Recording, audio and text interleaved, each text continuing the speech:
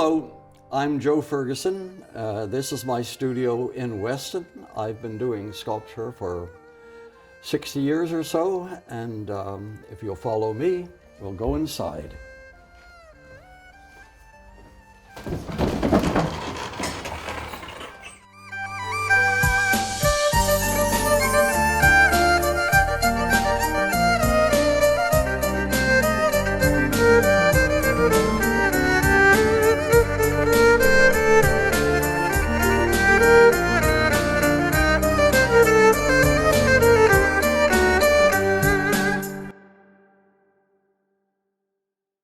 I wanted to make three-dimensional constructions that suspend colored glass as to appear to be free-floating.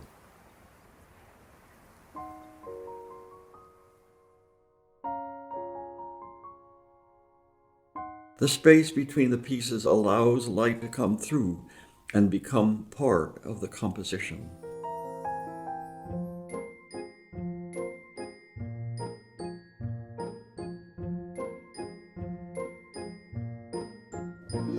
This is one example of some of the early work that I did do. I wanted to make it three-dimensional, and I wanted to use very large pieces of glass because the glass is hand-blown, and in itself it's beautiful, and you don't really want to cut it up into little pieces. So how to do that was my problem. And in this case, I made a wooden frame and then used brass rod, and made a kind of a armature to set the glass in. And then I bound the pieces of glass with copper foil, and in this case, using large chunks of glass for the texture, and even blown forms that I got down in West Virginia. And in that way, I was able to build compositions that were more modern and that allowed light to come into the room, because I didn't want to have a dark cathedral setting.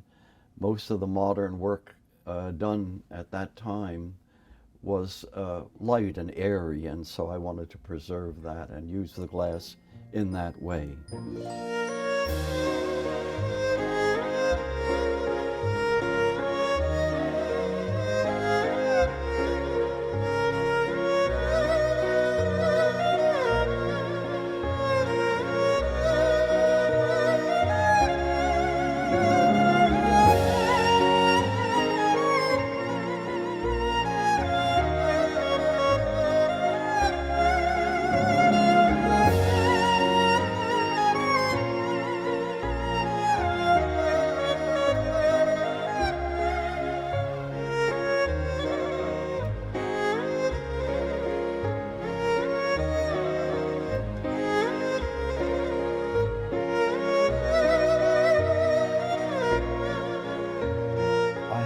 Made any plans for this, any drawings or anything. I'm really trying to let it tell me what to do, and it changes dramatically. Lips, I've tried different lips, and of course sometimes they work and sometimes they don't. But the idea is really to put glass in a position where it can be seen and colorful, more than depicting a figure. The most important part of it is to get a structure that holds the glass and that is really shows the glass and the color and form off to advantage.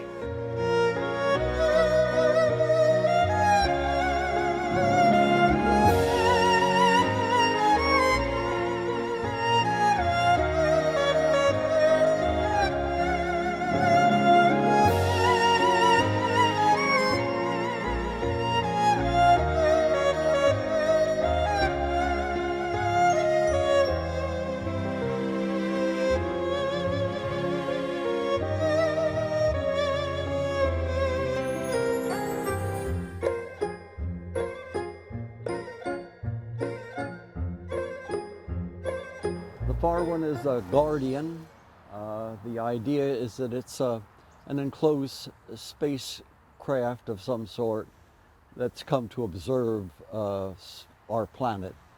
It's made out of cortin. At the time, my welding was just beginning, and cortin was a popular medium at the time for sculptors to explore. It's supposed to rust and stop rusting, but unfortunately it does keep rusting.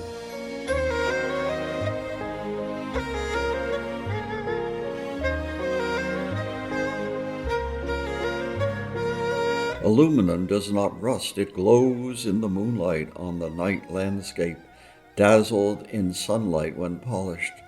Beneath layers of protective oxide, it takes on a soft, natural quality.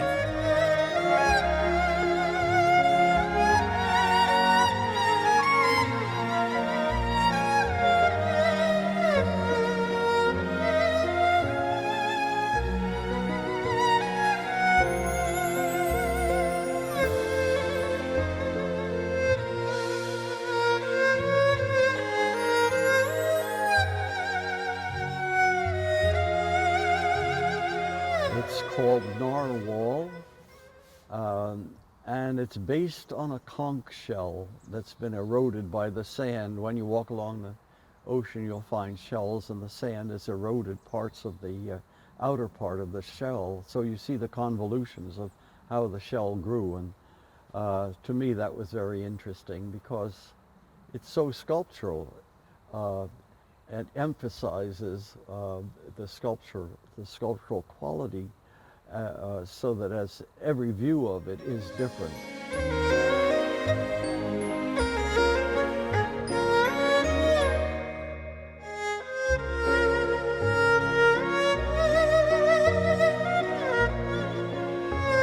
To compete with nature, sculpture must have size, monumental presence, contrast of materials and dynamism, a surface that dazzles in the light.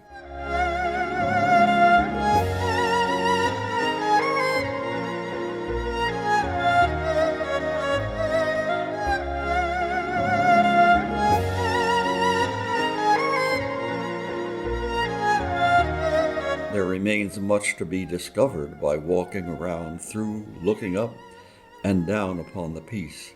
There should be a sense of sharing, juxtaposing one's own spatial mass and rhythm with that of the sculpture.